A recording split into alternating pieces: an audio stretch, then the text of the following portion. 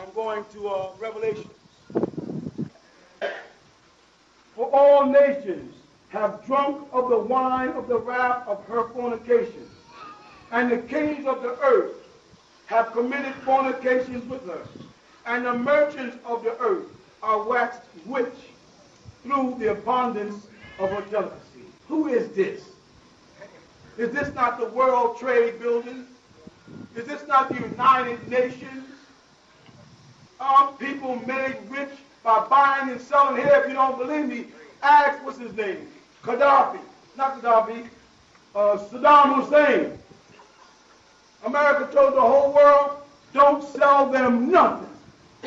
What do they call it? Sanctioning. Sanctioning. Cut them off. Like Revelation chapter 13 says, whoever doesn't have the mark of the beast will not be able to what? Buy or sell no more in thee.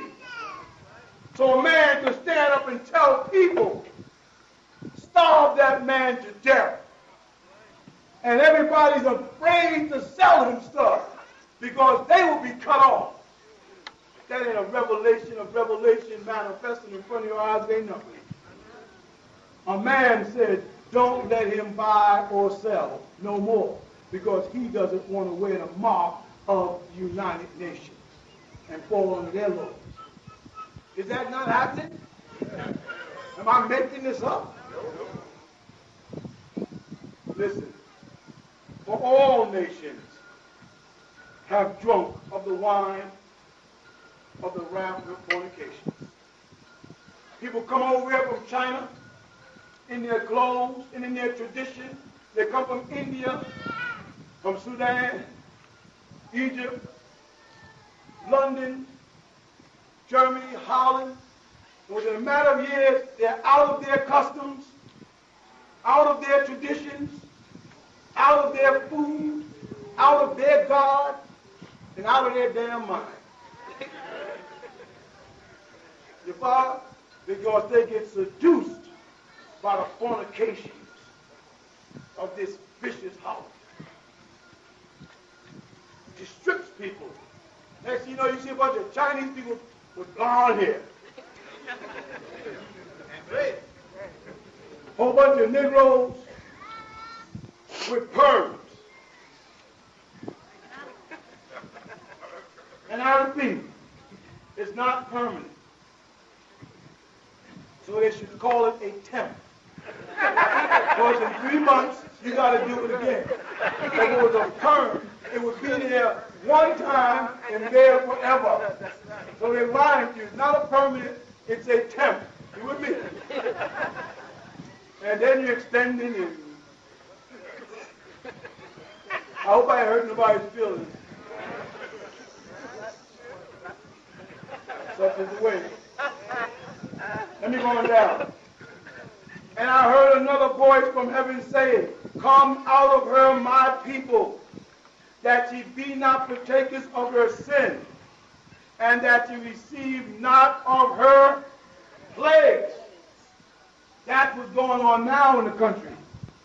Plagues, AIDS, herpes, syphilis, gonorrhea, and diseases they're not mentioning to you. Because you ain't ready for them yet. Food is dying. Hail in Georgia last month. Hail like this. Italy, landslides, mudslides, earthquakes.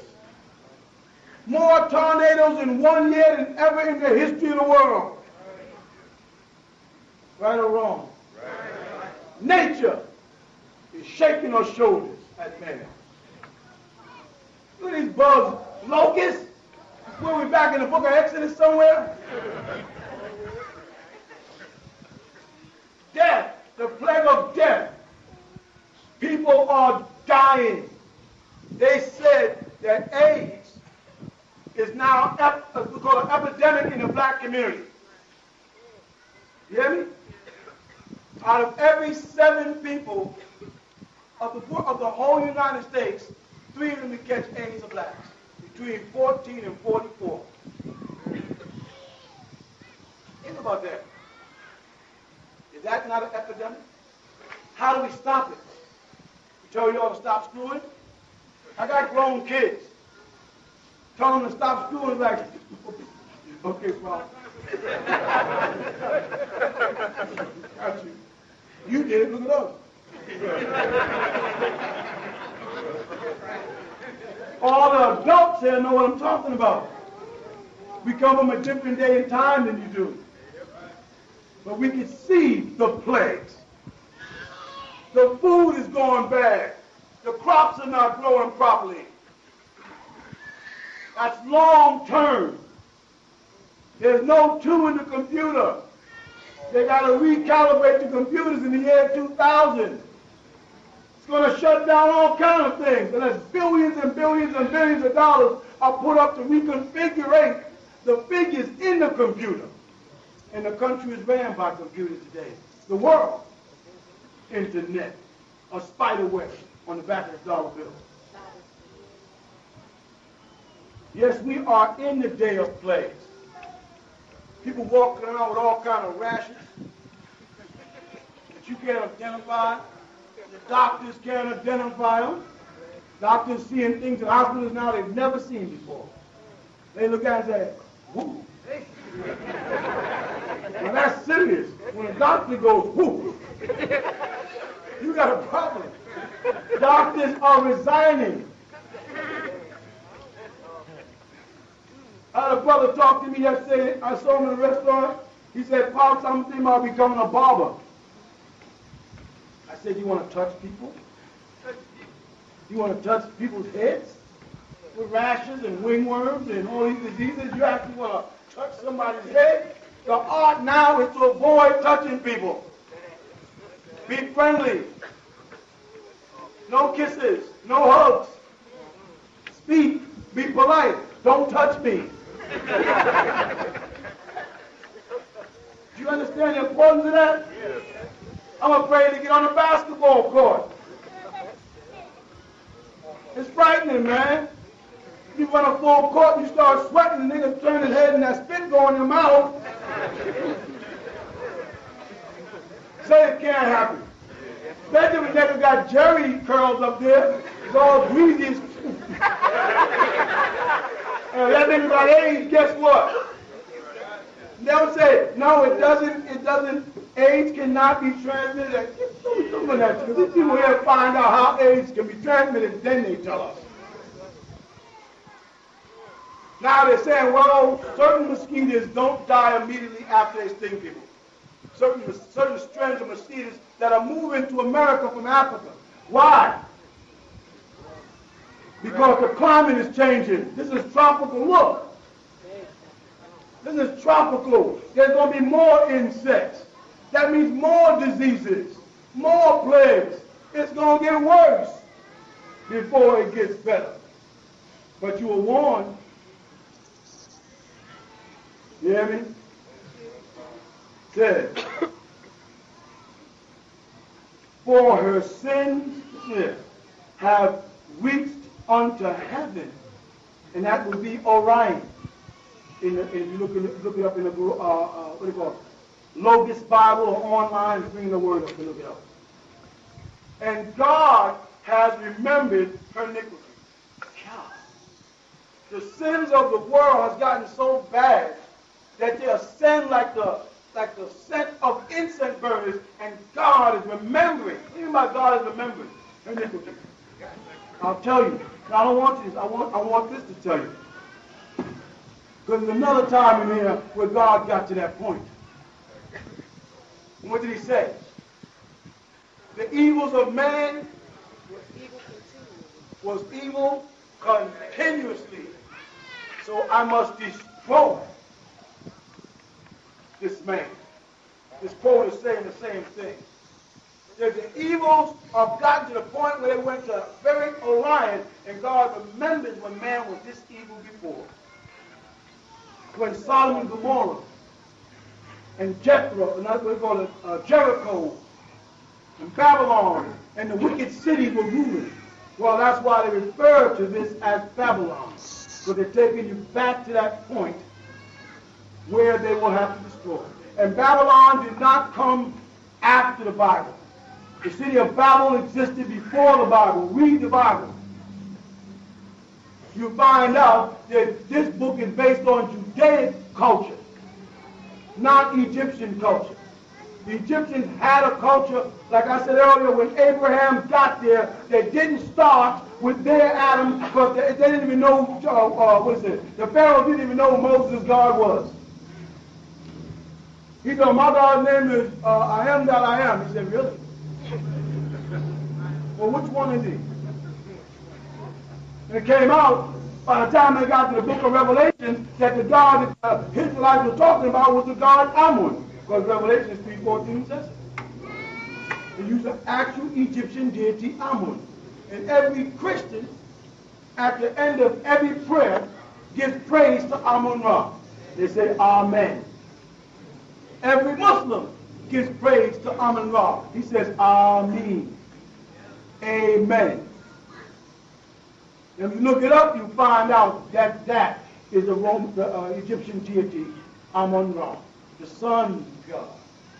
Want me to correlate the sun to Jesus for you? Or do you all remember those classes? Huh? Because you can match Jesus up with the sun. Exactly. The sun sets, Jesus died. The sun raises, Jesus resurrects.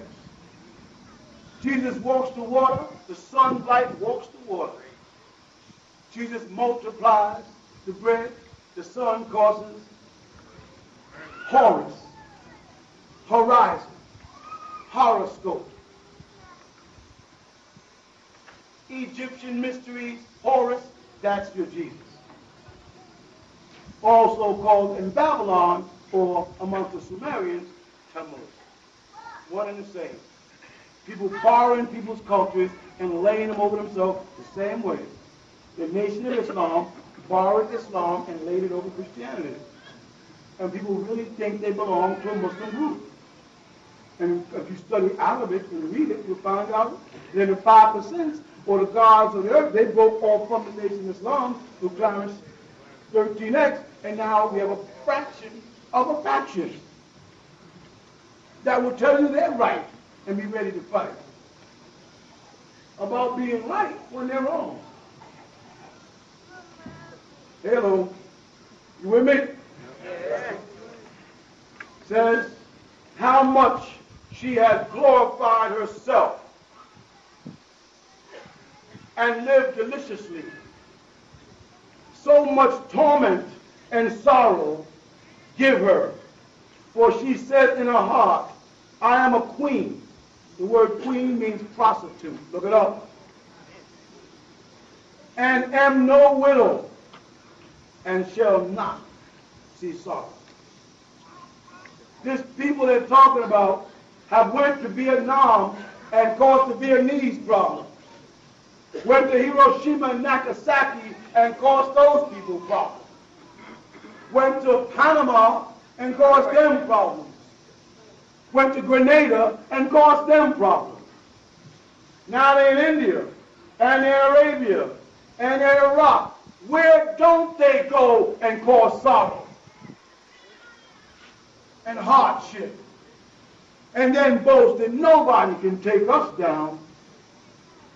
Ain't that what she said? It's easy, I'm not going on with it. It's easy to find out who this is calling the devil and a wicked people. And it says, come out of her. Be not partakers of her sins. Let me tell you how you do not partake of her sins. You don't identify with her God or her devil.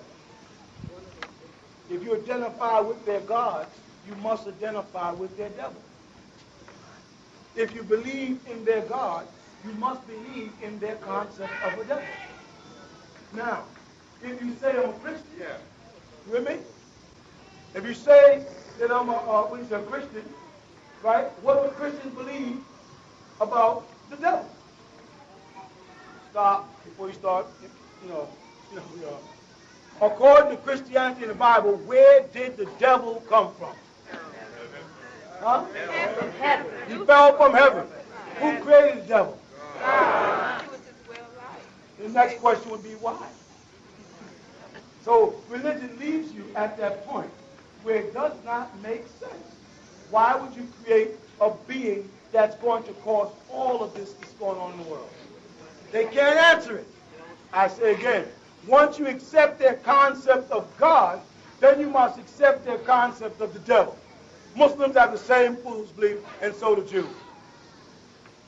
You got to give them back all of their concepts and set the concept of belief and fact on what you have experienced. Now, if you have never seen a flying saucer, don't believe anybody who says they have, including me, until you have the experience. Now, you say, well, Papa, I love you, I want to trust you. Thank you. But don't bet on it, only on the things I confirm for you. Now, you may say, well, man, since 1970, you've been teaching us and predicting events, and all of them happen. So more than likely, the next thing you say is going to happen. Fine. That's your own conviction. I am not going to tell you to believe in flying saucers if you haven't seen it. Who here has seen a flying saucer with their own eyes? See, some of us have. Some of y'all haven't. So we sound crazy to you. And you sound crazy to us for not believing it, with all of the stacks of evidence that the government shows you on television. They call it classified. The government created a whole called Project Blue Book and put $1 billion in it. There's a whole goon Air Force base that nobody can go into. Well, they're over there testing stealth. They already got stealth. They're going to test something they already used on the people in Iraq. What are they doing with it now? Oh, the Roswell, that was just some dummies in a weather balloon.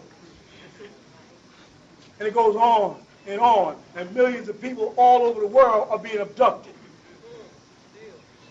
And they all are saying the exact same thing and describing the exact same people, whether it's in Hindi or Arabic or Spanish or French or Italian or German, whatever language they're speaking, they say the same thing. They say little men. I think they're men, but they had no apparent sexual organs. With big heads, some grayish or brownish in complexion, with large eyes and little slits. Some had 5 fingers, some had 4. Some had 3, some had like claws, which means there's some type of mutation or evolution or graftation or genetic experiment going on amongst them also. But millions of people all over the world, not just crazy people, scientists, doctors, reverends, policemen, what else? Military presidents, Carter, our Georgia boy, confirmed he saw a UFO. And so did Reagan, and so did Kennedy, and so did Truman, and so did your boy Elvis Presley, and so did Jimi Hendrix, and so did Marvin Gaye. There's a whole book of all the stars that saw them.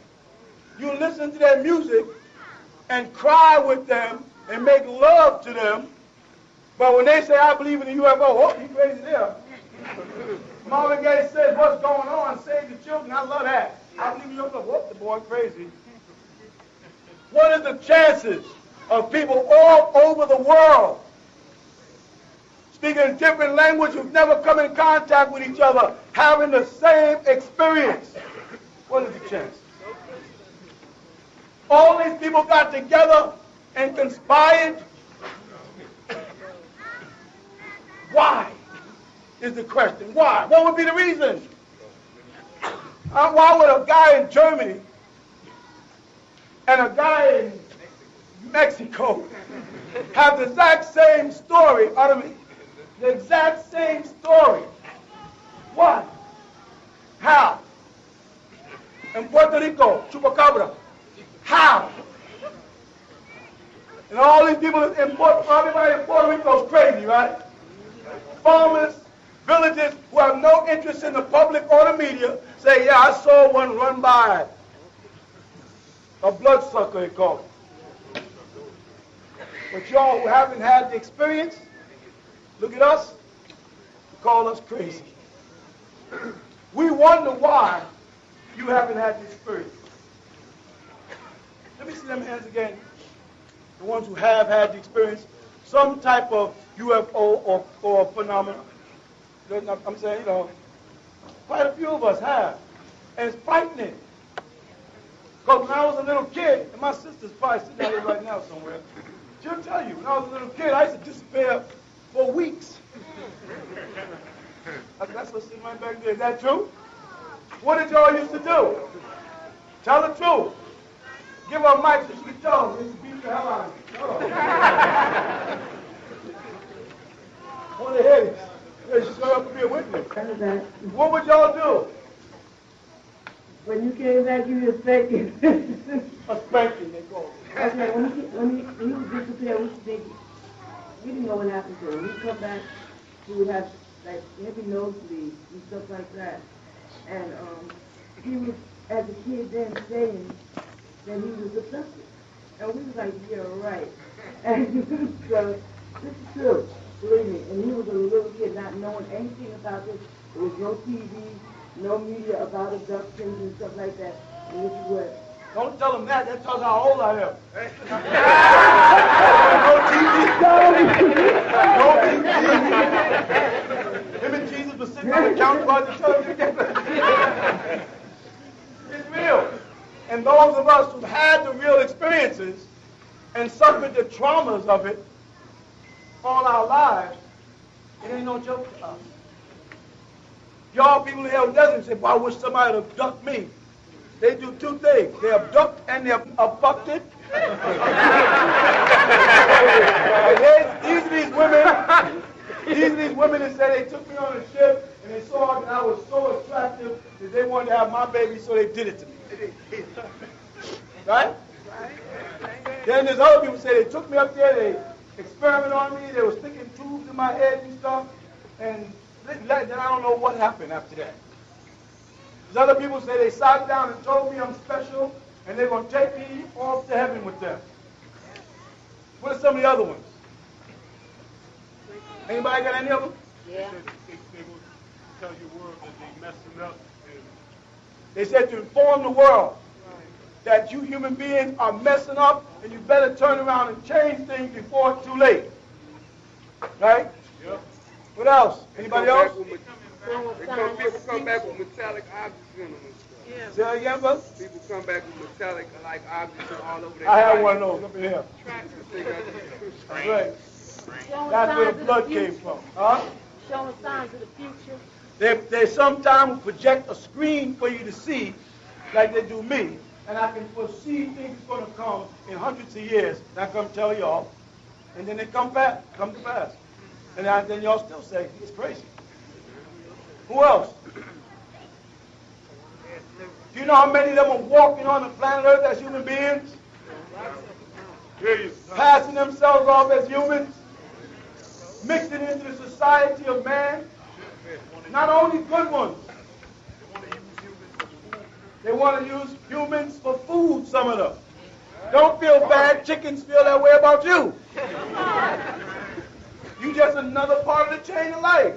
You sit down and eat a curry goat. How do you think goats feel?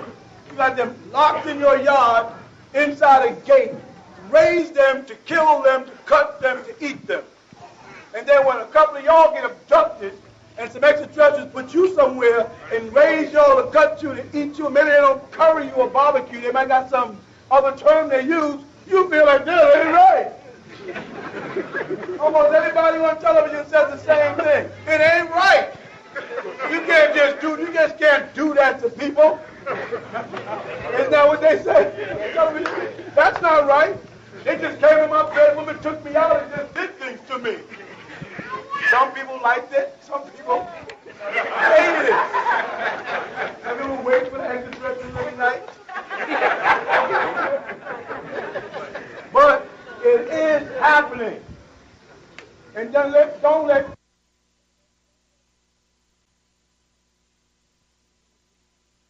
yes. What does it mean when you wake up and you have stretches all over your body? I didn't hear you. What does it mean when you wake up and you have scratches all over your body? Could mean you have a cat that's married. I'm just starting from the bottom. Okay. You got to start from the root. True, but I don't know really. So it could be a cat that's mad at you, right? I got no cat. All right. It could be entities that are messing with you. They do have disembodied beings that do have the power to affect things on this side. And they attack people, shove people downstairs, scratch people up. There are a lot of dead people that did not make it to the other side. And they're roaming. People down Georgia here that were hung, grabbed out their houses. Some of our grandfathers, I have folks in Griffin, that was, young people too young. Anybody here over 35 or 40 that's from the South knows what I'm talking about. Where crackers came and grabbed them out their houses at night and hung, castrated, and burned their relatives right in front of everybody in the family. And nobody could do nothing. The trauma of that kind of death makes it impossible for the spirit to get to the other side. It can't make a smooth transition. They become in-embodied souls trapped on this side. And they terrorize. You know when they dug up Mega Everett's body? Remember his wife had it dug up? It was totally preserved, as if it never had been embalmed. Did y'all know that? Don't trust me. You know me. Don't believe me. Go check that out. You'd be amazed. When they dug up his body after that many years, his body was perfectly preserved. Will. He did not want to perish until the case was solved. And they exhumed his body and they solved the case. You understand? I bet you his body will start to wither now. That's the power of God in you. Yeah. Not of God, you as God can make that happen. Can you imagine that? Every Pharaoh wish they knew his secret. And a hell of a lot. Anybody else want to talk about it? Yes. Raahubat, I have a question. Well, it's more like advice. But 3 weeks ago, I was experienced a ringing in my ear. I get them frequently, but this one was like intense. And now I can't hear, or it's like pressure is in my left ear. I was wondering, have anyone come to you? All the time. All the time. And especially around this part of the year. Because of the pollen. See, there's a lot of pollen in the air, more so than ever, because there's a cloud mass that's keeping the pollen here. The pollen, because of the weather we had, and all the plants are overdeveloped. So a lot of people are pouring into the hospitals with sinus problems, colds like you wouldn't believe, headaches, migraines, ringing in their head, and it's because of the pollen. I'm not saying that's your case, but you ask me, have I heard of any? And when I do, I say, yes, I have. Go take some contracts and let the ringing go away. And they say, okay. And they go take the contracts and they tell me, oh, the ringing went away. Yours might be something different. I don't know. Because it's like, I don't know, I'm thinking maybe... You have a hole in your ear? Yes. Both of them or one? One on the right. On the right ear? Okay, go ahead. It's like I'm afraid, because Don't be afraid. I don't want to go to the doctor. Don't be afraid. The doctors can't tell you nothing. That ringing in your ear is alignment. People with holes in their ear, over here, some have one, some have two. Those are people that are going, I'm trying to think of another word for it. I can't think of anything else other than the word counselor. When the elders come, when God comes, right, and the voice of God is spoken, it's going to be in sound, not in language. And these people who are being aligned are going to be the ones that tell people where to go. Those are chosen people, and they will be said, they'll hear voices in their head. Now, some people hear voices in their head now and end up in the nut house. But the reality of that is that it's a fact that people can hear voices in their head. You understand my point? The fact that doctors will put people in the hospital and put them on certain types of medication because doctors have come to the conclusion that yes, certain people do hear voices in their head. Right, Bon? Yes, they do. And have went out and killed people because the voices said, go kill somebody. Say it again? They blame it on. And they'll blame it on Tupac. There you go. Remember that one, right? This is the reality. Go ahead. You said there's other entities that come in. And they're camouflaged into human beings. Right? There are people, no. There are beings that are descending to earth, extraterrestrials, disagreeables, right? In the form of human beings, not descending into human beings. They won't come into and take her body. They're not walking. They are actually people that are here on earth like heads of record companies, heads of the movies, controlling the lives of many people. I'm not going to say Michael Jackson because everybody wants me to say Michael Jackson. Michael Jackson is a confused nigga. I ain't talking about, but there are people that are in power like Bill Gates, right, who's controlling. When he held back, how many people into computers? The other day when he held back Windows 90 what? Everybody went, what? You was like affected emotionally. How dare them hold back Windows 98? I need that. What? Didn't you have an emotional effect? You was like waiting to go to the store. Car, got the gas, the key. We going out to the video store and get this 98. And that would have been the rest of your day. Putting it in, storing it. And they held it back. So wait a minute. We're not sure we're going to release it.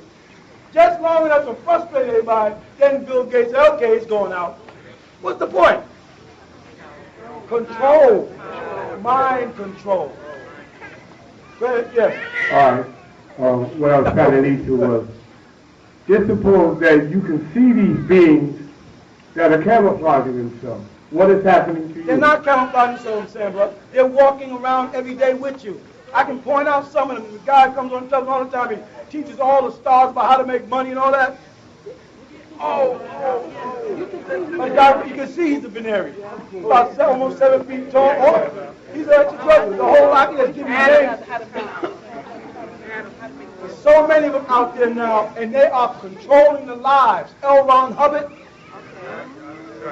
They control Dianetics. These are organizations. The Scientology movement. These are groups of extraterrestrials from the Pleiades or Aldebaran or Ashtar Command that is incarnated here and are steering people down a certain direction. And they become extremely numb. Yes, brother? You don't need the mic. I have another related question. Okay. All right. I'm pretty sure you know about the book of Barnabas. I sure do. Barnabas. The way it said Barnabas. Barnabas. Yeah, they tricked that too purposely. So you don't understand Bar and Nabus, what it means. But my question is, which son is actually the seed of the blessed child is? Is it Isaac or is it Ishmael? okay, Isaac is the rightful heir. That's according to the Tanakh or the Torah and the Talmud writings of the so-called Jew. Isaac. Ishmael is not the rightful heir. Only further down in history did they say about the sons of Ishmael that there will be a mighty nation, 12 princes, and the tribe of Kedar shall breed a great nation. Kedar, which is the second son of Ishmael, gave birth to Muhammad 1,400 years ago in Arabia and took the Arabs out of a backward state, if you ever read up on Islam, the state they were in, and civilized them, only for them to be invaded by Turkish and them, take over Islam and turn it back to the barbaric terrorist religion it is today. That was Isaac is the rightful son. And Ishmael was later as a wild ass of a man because, remember, Ishmael was the son of Hagar, and Hagar was the daughter of the Pharaoh. That was a special gift. So they knew that the seed of Ishmael would come out of her and set up and mix in with the seed of Midian. And Midian's seed came from Abraham's third wife, Keturah. And she had 6 sons. And that's where Moses went to Midian to get taught by them before he went to Egypt. So he got taught by an Ishmaelite about Eliun El, who later on became known as Yahweh, good and evil. And all that was done through the Ishmaelite seed. But the covenant was made with Ishmael. With Isaac to Israel, Jacob. According to the Bible. The Muslims can say anything they want 1,400 years. for thousands of years after I write the book. What would Muslims have said if the Bible wasn't there and they weren't trying to establish a new religion? You follow what I'm trying to say? That, in fact, I graduated from the University of Al-Azhar in Egypt, specializing in Islamic studies and Semitic languages. So Arabic is one of my languages. So in reading the studies and doing the research in Arabic, you find out the Muslims in America don't know what they're talking about. And I taught Muslims Arabic for 25 years. And they still don't know what they're talking about. I got one other question. That was about the Islamic faith. And is it a such thing as the Sabbath day? Is that Yes, there is a such thing as Shabbat. Again, Shabbat is a Hebrew practice that Muslims took in and pushed it to Friday and called it Yom Jum'ah. The word Yom Jum'ah really simply means Yom Day El Jum'ah, to gather. But Shabbat Yom is also in Hebrew a day of gathering. So the Muslims set it up on Friday at 1 o'clock, and they go to the masjid and have an imam give a khutbah, a lecture, community fairs, pay zakat, and go home. That's a Christian practice. Come to church, hear a sermon from a pulpit, pay your tithings, and go home. Not even Islamic or Hebraic culture. Whereas the Jews, 19 minutes before sunset on Friday night, they enter into a state of Shabbat, which means desisting, not resting, desisting from activities to give all due to the Most High for the blessings that He gives you. And then 19 minutes before sunset on Saturday, they break the Shabbat and light a candle and break the bread and drink the wine, which is supposed to be, that's where the Christians got, Jesus said, the wine is my blood and the blood is my flesh. Yes, there is a Shabbat, and we are supposed to keep the Shabbat. You follow? Because it goes back all the way to Genesis, way before Abraham or Moses ever even had a book. So it's recognized as a Judaic practice, but it goes back to the Sumerians. And that goes back to when Cain and Abel was asked by the Anunnaki to prepare a meal to test which way their natures have gone, because they were a product of cloning of agreeable Kuthites and disagreeable Kuthites and agreeable Havilaites. When they mixed these two seeds to come out with a perfect person, they was testing them to see with effort. So they told both sons, go prepare a feast for the gods. And one son threw it together like a chicken pot pie white, and another one baked the bread from the ground, so the man looked at the woman who baked the bread and said, that woman put love and care into, I accept that woman. But the woman that goes in the closet and in the refrigerator and takes out a frozen dinner and pops it in a pot, the man goes like this. That's what the Cain and Abel story is about. And that goes all the way back that day that Cain was rejected or not respected and Abel accepted was the day of rest because of Cain killing Abel. The gods grieved because they considered it their responsibility. And don't let nobody tell you the gods don't grieve, because Jesus cried at the tomb of Lazarus. They'll say, you gotta always have an answer for them. When you say like the gods grieve, the gods don't grieve, then why was Jesus crying? And why did God say, regret me that I created man? That was another regret, because they felt when they came to Cain, before he killed Abel and told Cain, all you gotta do is go back in the kitchen and put your best in it. But if you don't, evil is lying at the door waiting for you. In other words, you're going to get madder and madder. It says right in the Bible, but his consonants dropped. You know what that means? He started sulking like we niggas do when we get mad. And when we start sulking, when our consonants drop, we lose control. And we find ourselves doing some things that we never thought we would do and we regret forever. That's what that story is really talking about. All right? One more. Go ahead. Last one. Is it a such thing as a jealous God? I've seen that in Say that again. Say it again, I am. Jealousy. A jealous God. Yes, there's a such thing as a jealous God. When God says, worship me and me alone, What is he saying? First of all, he's confessing that there must be other gods his equal. See, in Islam they make the statement, and they say Allah is the most merciful. And the question should be out of what? Because if you're the only God, and the only God with that kind of power, then you should have no fear of rivalry. If I was the only cowboy, I don't have to worry about there being no other cowboys. But if there's other cowboys and I want your full attention, I say have no other cowboy, because if you do, I'm jealous. Because I'm the cowboy that gave you your cowboy suit. I made you in my image and after my likeness, so don't go off to no other God. That confession in the Bible tells you there's other gods. That God is worried about them. That God, and I'm jealous. Don't worship nobody but me. How can God get jealous of another being? Unless there are other beings equal to them. Muslims say all the time, Ashhadu an la ilaha illallah wahdahu la sharika lahu. They say, I bear witness what? There's only one God, him alone shall you worship. Right? La ilaha illallah. There's no God but Allah, they say. Why would I have to keep saying that? I worship Allah alone. I worship Allah alone. There's no God but you. There's no God. You are Akbar. Allahu Akbar. What does it translate? To them, Allah is the greatest. To them. The greatest out of what? How could God be the greatest of anything? How can he be compared to anything? Or, you know what I'm saying? See, their very own doctrine is a confession of their own fears and weaknesses. The almighty, powerful, loving being that permeates through all of us has no fear of nothing.